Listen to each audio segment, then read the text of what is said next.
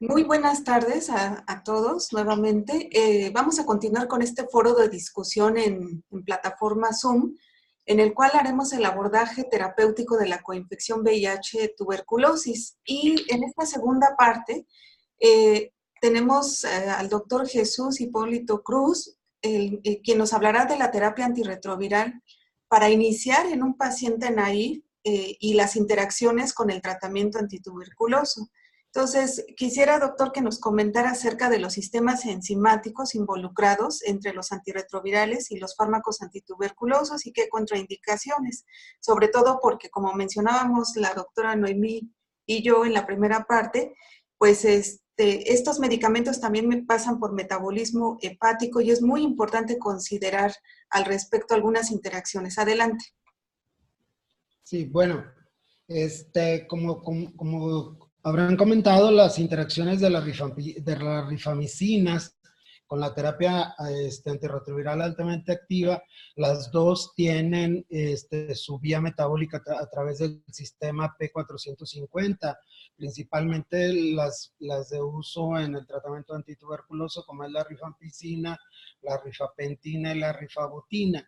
En este sentido de cosas, vemos que de los medicamentos para la terapia antirretroviral, los no nucleócidos inducen el citocromo P3A y este mismo citocromo es inhibido por los inhibidores de la proteasa de los medicamentos antivirales, antirretrovirales. En cambio, las rifamicinas son inducidas por el citocromo P350. Entonces, en este sentido de cosas,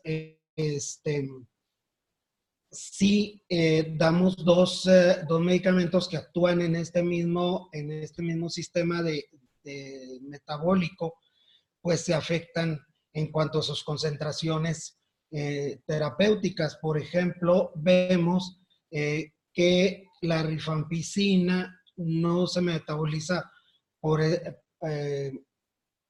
por el citocromo P3A, pero reduce los niveles de los inhibidores de la proteasa en un 75 a 90%. Entonces, esto nos lleva a que necesitemos unas dosis muy altas y nos pueden llevar a hepatotoxicidad. Por otro lado, pásame la que sigue. La guía de la PAHO, de la Pan American Association, recomienda como medicamento de primera línea, precisamente en este sentido de cosas, al efavirenz en coformulación con tenofovir o tenofovir a la fenamida y emtricitabina. En caso de tener a este medicamento efectos colaterales en nuestro paciente, pues se recomienda como terapia alternativa el raltegravir. De los inhibidores de la proteasa, este es el único que puede usarse en dosis estándar, ya que el dolutegravir requeriría duplicar su dosis por su interacción precisamente con rifampicina, y vitagravir definitivamente no se podría usar por esta misma razón. De los inhibidores de la proteasa actualmente en uso está el darunavir, y ahorita lo vemos en una pues una filmina más adelante. Y así tenemos varios estudios, entre ellos el RIFLATE, que demostró que tiene buena efectividad en comparación con el efavirenz en pacientes tratados con tuberculosis. Pásame la que sigue. Y en pacientes, en estos pacientes, pues su respuesta es igual en pacientes con cargas virales menores de 100,000 o cargas virales mayores de 100,000. Y dependiendo de la cuenta de CD4, por ejemplo, en los pacientes con menos de 50 CD4, la efectividad es muy similar entre el raltegravir y el efavirenz, pero en pacientes con cuentas entre 50 y 200, el efavirenz demostró ser un poco más efectivo que el raltegravir en este mismo estudio. Pásame la que sigue. En cuanto al estudio Inspiring, que era la terapia con dolutegravir comparado con efavirenz, el dolutegravir, aunque tuvo muy buen éxito virológico en asociación con la rifampicina, por ejemplo, su concentración en sangre disminuía a casi el 50%, por lo tanto debía de usarse a una doble dosis si queríamos usarlos para este tipo de pacientes. Pásame la que sigue, y en el cuadro comparativo de interacciones farmacológicas, tanto de los antituberculosos de primera línea como los antituberculosos de segunda línea y los nuevos antituberculosos.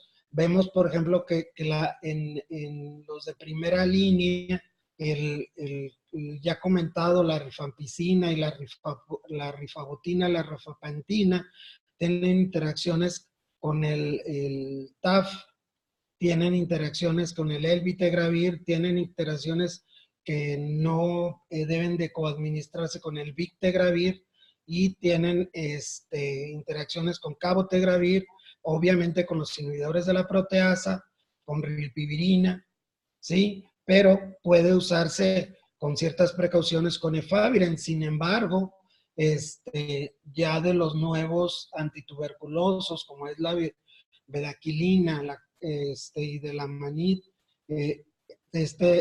primero, la bedaquilina, pues no puede usarse con el efavirenz. Sin embargo, puede usarse con cualquiera de los otros antirretrovirales en uso actualmente a nivel mundial. Una pequeña aclaración: con el TAF ciertamente no puede usarse en la rifampicina en combinación con los medicamentos de primera línea antituberculosos. Creo yo que pues más o menos comentábamos las interacciones farmacológicas. Por mi parte pues sería todo.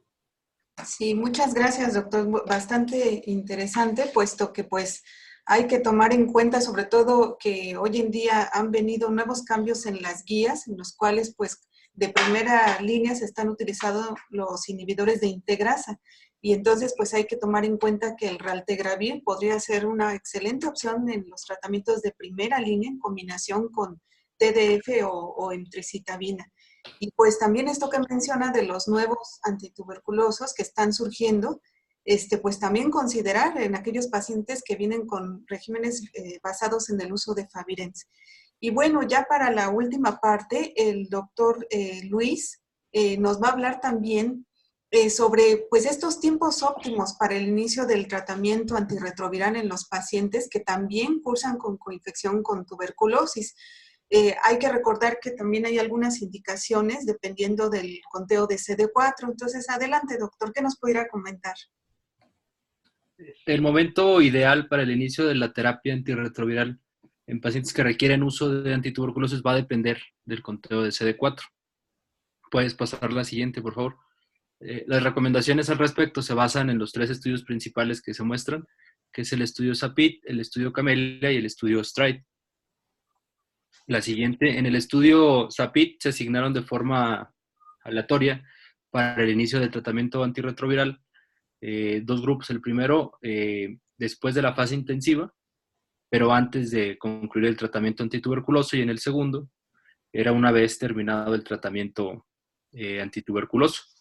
Aquí se encontró una mortalidad 56% menor en el primer grupo, demostrando que la terapia antirretroviral debe iniciar antes de terminar la terapia antituberculosa, aunque sí con más 20.1 contra 7.7 casos de CIRI por persona año. En el siguiente estudio, el estudio Camellia, este fue hecho en pacientes adultos con CD4 promedio de 25 células. Fueron aleatorizados para recibir tratamiento antirretroviral a las 2 u 8 semanas posterior a comenzar el tratamiento antifímico, encontrando una mortalidad de 13.7 por cada 100 personas año en el brazo de 8 semanas comparado contra 8.28 en el brazo de las 2 semanas, lo cual también habla de que el inicio dentro de las primeras 2 semanas es el recomendado más allá de que fuera más tardío. Finalmente, en el estudio STRIDE, fueron asignados al azar pacientes con un recuento medio de 77 CD4 a iniciar de forma inmediata. Inmediato es dentro de las primeras 2 semanas el tratamiento antirretroviral versus empezarlo de forma temprana, que era dentro de las primeras 8 a 12 semanas.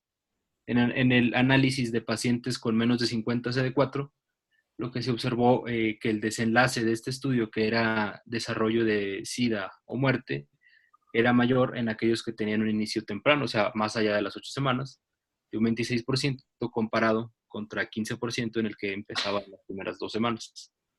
Y el otro desenlace, que fue el CIRI, fue más prevalente en el brazo que también empezaba de forma inmediata versus aquel que era temprano. Entonces, en resumen, en conclusión, el tratamiento antirretroviral temprano, que se empieza en las primeras 2 semanas comparado contra aquel que se da en las siguientes 8 semanas, la mortalidad es más baja, aunque sí a expensas o existe un mayor riesgo de CIRI. Esto en pacientes con menos de 50 CD4 es donde existe la evidencia más clara. Pacientes con conteos más altos de esto no existe una evidencia tan contundente sobre el inicio del tratamiento, como sí lo hay acá. Sí. Pues muchísimas gracias, muy interesante sobre todo lo que abordan estos estudios, el Camellia, que pues ha sido también de referencia para establecer los tiempos óptimos del tratamiento. Pues les agradecemos su participación y pues nos vemos próximamente. Gracias.